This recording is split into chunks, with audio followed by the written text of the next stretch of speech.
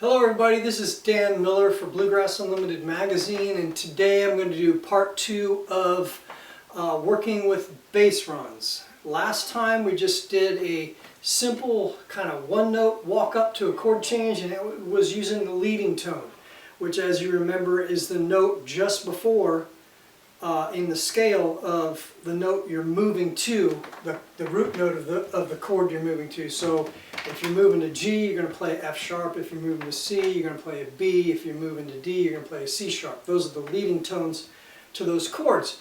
And that's a great way to start learning bass runs. Unfortunately, it's not a really long bass run, and if our job is to help lead the listener's ear to the next chord change in order to create some movement in the tune, in the rhythm to the tune, then that one note just maybe is too short to do that, and we can use a longer lead up in order to give the listener's ear more of an indication that something's moving, something's coming, something's about to change. Okay, so this is going to be a short lesson. I'm just going to do one more example. We're just going to add to what we did last time, another note or two to the run. And again, I want to just put out one new technique every week and have you work on that so that you get that under your fingers, sort of into your muscle memory, into your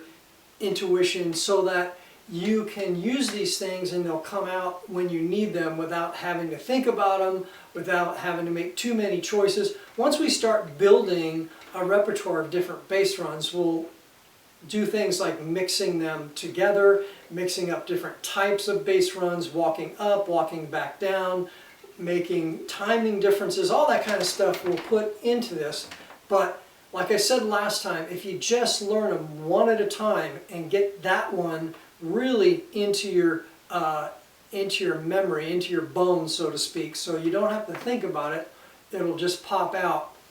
That's where we're headed. You really need to get each one of these down. So again, we're going to take a G-C-D progression, a 1-4-5 progression in the key of G, and you can figure this out for any change.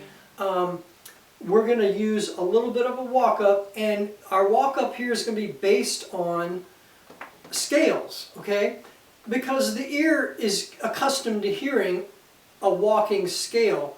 Your ear knows that step up the scale. It could be a major scale, it could be a chromatic scale, it could be a pentatonic scale. Any of the scales that are familiar in the realm of bluegrass that we've talked about before can be used as bass run scales, and we'll go through each of those in the course of this bass run series.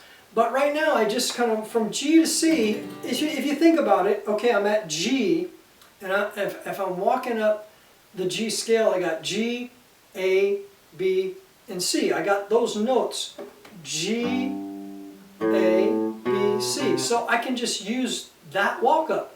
I can use those notes of the scale that are in between those root notes of the two chords. And so between G and C, I can just go.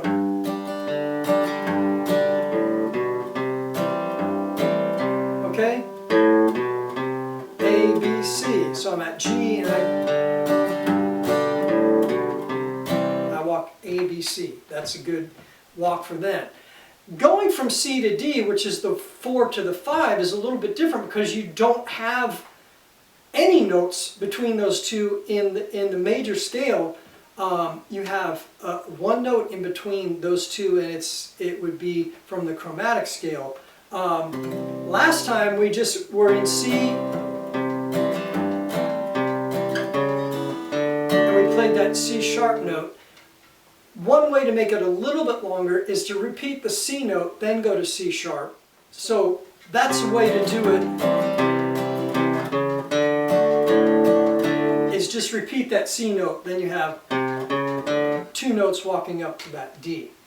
Now to go from D back to G, you've got E, F sharp, and G that you could use. So those are the notes between those two in the scale, so we can just go.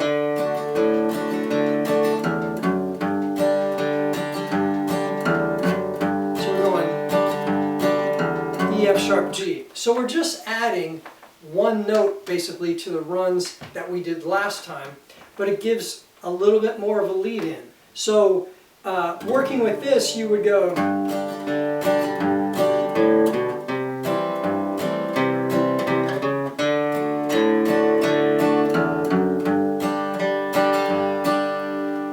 and again, like I pointed out last time, just use those changes between those chords for every song that you play for this next week or at your next jam or whatever. Again, it may seem monotonous to those people that you're with, but you're just learning how to get that in your muscle memory, so to speak. Or you, again, work with jam tracks, playing along with records, and just do those runs over and over and over again until you can do them in your sleep. That's the best way to build this. Now, if we're going from C to G, same thing, that same walk up, E, F sharp to G. If we went from, let's say from D back to C, we could do the same thing that we did going from G to C.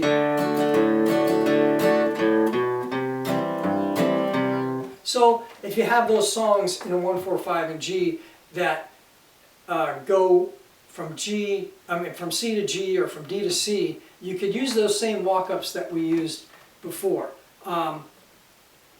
Another one would be going from G to D, and you could use, again, what you did before. So that's that C, C sharp.